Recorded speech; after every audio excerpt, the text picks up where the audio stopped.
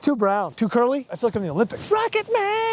My name is Justin, and I'm in a band called Recycle Percussion. We started 20 years ago in the state of New Hampshire, and now have our own headline show in Las Vegas, where we perform over 600 shows a year. And that's just where the chaos begins, because in the house behind me lives a rock band, my family, the most beautiful daughters in the world, 2 dogs, where's the other one? 2 fish, 2 fish? 1 fish, in endless chaos. But above all, we love to give back and make a difference. So welcome to our world of chaos and kindness.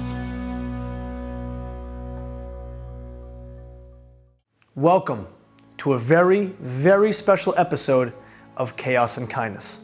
This is an episode for a long time I've wanted to film, one that would humanize me and the struggles of many and bring a lot of attention to the world of mental health. Now, this episode won't have the frills that you're used to. The chaos and kindness is gone. This is going to be me and you. I understand that there's a good chance that by the first commercial break, we'll lose a lot of viewers. This episode is for the few out there who really need to hear a message of inspiration and who battle and struggle each and every day with some kind of mental disorder. Tonight isn't going to be about stats. I don't need to hear the numbers to know how many people deal with mental illness. It doesn't matter if it's 1 in 3, 1 in 3,000. No one really knows for sure, because I'm not really quite sure that everyone is honest with themselves and with the people that are taking the polls. It's going to be about love, compassion, and the simple eye test that I know that you at home that's watching this, you know somebody who's dealing with mental illness. That's what tonight is about. Tonight is about you. And let me help facilitate ways that we can try to all ease that pain. And let's address how we can overcome the stigma that mental health is a bad thing. Because the fact of the matter is, it isn't. It is just a thing like anything else that can be and will be dealt with. Mental illness should not control your life. There's an entire life to live, and there's a better way for all of us to live it.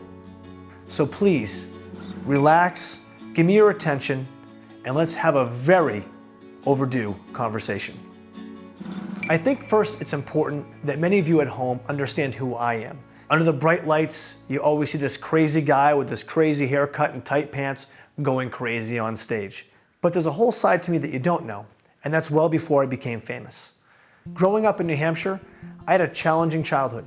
Like many, I came from a divorced family for parents that loved me very much. And Mom and Dad, if you're watching this, I love you too. But my childhood didn't come without struggle.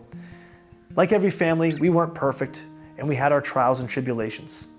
I was a kid that was diagnosed with ADHD at a young age. Who could ever imagine? Me with ADHD? Yeah, right. In fact, the most challenging thing ever is just sitting here talking to you. But as a kid, that energy, I found a resource. It was playing drums. And drums is what I did every day after school, perfecting my craft, dreaming of one day becoming a famous rock and roll star. Graduating at the age of 18, in a small town called Goffstown, New Hampshire. It was 1996. And what was going on then? The Summer Olympics in Atlanta. So I traveled there with like the $700 in graduation money I had received for the vacation of a lifetime. 2 a.m., I'm in Atlanta, and I'm laying in bed. And I wake up out of a deep sleep. And my heart starts racing, my mouth gets dry, and I feel this panic overcome me. I don't know what to do. I stand up, confused, incredibly scared. I run to the bathroom. I start trying to drink water, try to fulfill the needs. My body's in a panic. I jump into the shower, trying to cool myself down, trying to figure out what's wrong with me. I have no idea. It's unlike something I had never experienced. So eventually, calming down after a couple hours, I fall back asleep. Several weeks later, that experience happened again, and then again, and then again. And then I realized that there was something wrong. I didn't know what it was, but I knew that I wasn't right. So I took a trip to a doctor, and I explained to them the things I was going through, and that's when I was diagnosed with panic disorder. For those of you out there that don't understand what panic disorder is, I consider it to be the most scary thing an individual can ever go through. For a period of 20 minutes to an hour, sometimes longer, you have full flight or fight symptoms where you feel like you are completely out of control and that you are going to die. And when you live with that, you fear the next one happening. And for those of you out there that have experienced this, you know what I'm talking about. Textbook anxiety to the highest level. And that's when my doctor prescribed me my first ever medication at the age of 19. At the age of 19, I had all these aspirations. Wanting to go to college, again, being in a famous rock and roll band, being an adolescent. But for me, the challenges of going out in public, being so scared to leave my domain, understanding that at any point in time, this juggernaut of a feeling of a panic attack could overcome me. So this idea left me crippled and at home and alone and depressed, where I spent several months not leaving my house, being afraid, and not living the life that I thought I was going to live. I'll never forget one day showing up at my father's house. And he looked at me and he said, "How are you?" And I will never forget to this day, breaking down and starting to cry in my kitchen. And I said to my dad, "I don't know how I am. I don't understand what I'm going through, but I'm scared, I'm confused, and I'm depressed. And I'm not sure I want to live like this." That to me was the first time I realized that for me, I had something that I might have to deal with my entire life. So over the next several years, I challenged myself to break out of that, to find a way to use the medication and my bravery, my internal compass, to find things that I would enjoy. For me, it came down to bowling. I was living in Concord, New Hampshire at the time, and there was this bowling alley right down the street, and I could walk to it. And I would go there when no one else was around, and this is well before the days of our fame, our notoriety. I was just a broke college kid trying to make ends meet, and I would bowl all day long, and that was a lifesaver for me. It gave me the opportunity to come out of my house and to remind myself, most importantly, that I'm still alive, that I'm a human, and I can overcome this. And I'm proud to say, after several years of fighting, I eventually beat panic disorder. In fact, not having a panic attack for almost 10 years. I think it's also important to note that I'm not a doctor. I'm just someone here who I feel like needs to address a situation that is getting more increasingly difficult to address in a society where it's frowned upon or you're just told to rub some dirt on it and it's going to be okay. There's a stigma around mental health. We feel like we're cast away. Those that have mental health issues feel like they are a thorn in someone's side. And when someone says they have mental health, if you haven't experienced that, you might think that that person is just being dramatic. But let me tell you something right here and right now. Mental health is a real thing. It's a crippling thing, and it debilitates many people. Because maybe you at home, maybe you aren't dealing with mental health issues yourself, but someone you love is. So tonight, we're going to spend our time addressing it and addressing it the right way. How are you guys? I've had some periods where I had to look up to see the belly of a snake. You know, I just didn't want to get up. I didn't want to take a shower, you know. Right. And somebody's feeling that pain. Yeah. What do you say to them?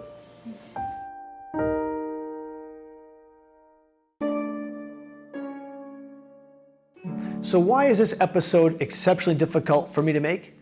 Well, you have to understand, I'm a male.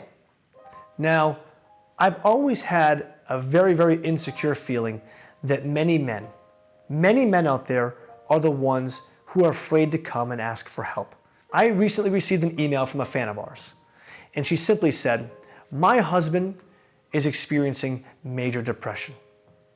He doesn't know where to go and he doesn't want to admit it, but he's scared and he's lonely. Could you come over to our house, sit down, and have a talk with him?" I never got the opportunity to visit this gentleman's house, but now I'm speaking to him and every other male out there listening. We've been trained to be tough, to rub dirt on it, that it's socially acceptable for females to talk about and be emotional over things that they struggle with. But males, for some reason, there's a stigma that it's not okay. And that really bothers me because I know there are so many people out there struggling, so many men struggling to find a way to be happy. They don't talk about it because they don't want to be the not tough guy. There's nothing tough about pretending to be happy. Toughness, bravery is coming out and saying, yeah, I'm an anxious person. Yes, I'm a depressed person. Yes, I suffer from PTSD. I'm telling you right here, man to man, even though sometimes I do wear fingernail polish. All this is a chemical in the brain that is a little out of whack. But that little bit of out of whackness is causing major disturbances in our daily happiness. So men, please, this is for you, from me to you. Talk to someone that you care about, someone that you trust. Do not be ashamed. Find your best friend, your companion, somebody that you believe in, and just have that talk. I can't tell you how many times I've sat in my shower and cried. I can't tell you how many times I've sat in my car and cried. And I can sit here and admit this to hundreds of thousands of people and feel very confident in myself that I am completely normal. I don't feel any less of a man saying that right here, right now. In fact, I feel more of a man for having the courage to say it and to inspire you gentlemen at home to do the same thing. To prove to you that I'm a man of my word, and this isn't lip service, I've been fortunate, I've been blessed. We do this TV show 100% for free because we love it. But it's stressful, it's hard, and it takes its toll on me. So for the past 18 months, I've had to seek professional help. I've had to go find medication that could help me keep my anxiety attacks at bay. I landed in the hospital 18 months ago, fearing I was dying of a heart attack. I wasn't. I was having a panic attack again for the first time in 18 years. And it's been a struggle. It's a struggle to make this video for you right now, knowing that internally, I'm also hurting. I'm also anxious, and I'm seeking purpose. But I know that we are on a journey, and that journey is important that we try to enjoy each step of it. And every journey has a crossroad, an opportunity, something that will inspire you to make that change. This is your chance. This is your opportunity to seek help and support. I was just crying, and I've been in the mental health system since the 80s or 90s, you know, and if it weren't for them, I don't know where I would be, you know. Do you ever find happiness? Just recently.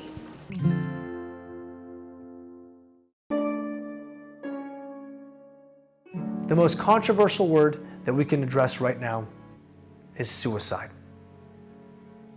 It's not an easy word to say, and it's incredibly scary. I have heard about way too many people who have passed away, all ages, from taking their own life. When you've lived in a dark space, when you've been down that road, the loneliness that they go through, how they feel like their life will never be the same ever again, and they'll infinitely roam this world completely helpless and unloved. And when somebody is in that dark space, it's impossible to convince them otherwise. I have been to that space. I'm telling you that life is worth living because there are so many people that you don't even realize love you. I've sat with parents who've lost their children. It's heartbreaking, and there never goes a day, never goes a minute where they don't think about those children. Several months ago, I received an email from a young lady who had mentioned that she would like to have an internship working for our band. So I looked at her social media pages and I realized that she had a whole blog predicated and based on her mental illnesses of depression and panic disorder. And I immediately said, I want to reach out to this young lady and see how I can help. So I sent her a message. I said, I would love to come to your house and sit with you and your parents. I drove to her home in New Hampshire and I sat down with her. I sat down with her mom. I sat down with her dad. And we talked about suicide. And I looked across the table to her in her kitchen. I said, are you suicidal? And she says yes. And while both parents teared up, I reminded her that that's not an option. That taking her life would be a waste. Because there's going to come a day down the road, not this week, not next month, and maybe not even this year, where she will be cured. But there's going to come a time because we fight. There's gonna come a time where she's gonna look back, maybe in her 30s, her 40s, while she's holding her children, whether she's living a life that she never thought she would have, and she's experiencing love at the highest level.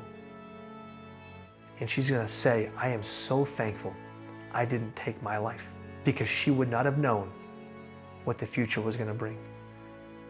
So my advice is to never, ever give up, because you don't know what tomorrow is gonna bring, and you don't know the power, the influence, and the love that you possess that you can shed on so many people. Life is worth living. How are you guys? Something that I've always been, I gravitate towards is any kind of mental illness. I've suffered myself for a long time. So I've been looking for an opportunity to come sit down with some folks for a few minutes and kind of talk and just listen and hear ways that you guys are overcoming the adversity and ways that you're making a difference within yourselves. Depression. And do you feel that that you have beaten depression several times? Oh, hell yeah. Yeah. And you've had great periods in your life that are I've had some periods where I had to look up to see the belly of a snake. You know, I just didn't want to get up. I didn't want to take a shower. You know, Right. You wake up and go, huh? Why am I here? So if it was for anger, So somebody right now is watching this and somebody's feeling that pain. yeah. What do you say to them? Get knocked down 7 times, get up 8. You never know, that 8th one might be the right one. I'm not going to give up now. Right. Let's see. Well, I went to MIT. I graduated. I got sick when I was at MIT with paranoid schizophrenia, and I've had that disease, since then. I'm on medication and treatment plans. They help a lot. I recommend definitely people get help if they want. If they do have a problem, mental problem, whatever you want to call it. Definitely get help. Don't just try to struggle through it on your own, because they have a lot of medications that can do really good stuff. They can help a lot, and that's what I'd recommend. I'm my own advocate about my bipolar. I've had it for a long time. I was a basket case, and I have a 36-year-old son, Jeremy, and boy, did I put him through the ringer.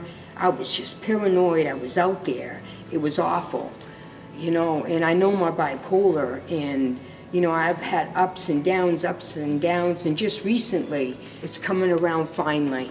And if those days come back and they become far more frequent and you find more happiness, will the fight be worth it? The fight will be worth it, yes. That's what I wanna know. finally. I have borderline personality disorder. I'm bipolar 1. I have depression, anxiety. So I'm all over the place. I was labeled retarded when I was younger, so I've been fighting that, proving that I'm not retarded. What gets me up every day is knowing that I want to get an associate's degree. And I can't do it if I'm laying in bed. And I thought that makes you happy. Yes. The sooner you go for help, the sooner you can start your way onto recovery. And you feel like life is worth living. Yes. Please stick around as we address more of these issues coming up after the break.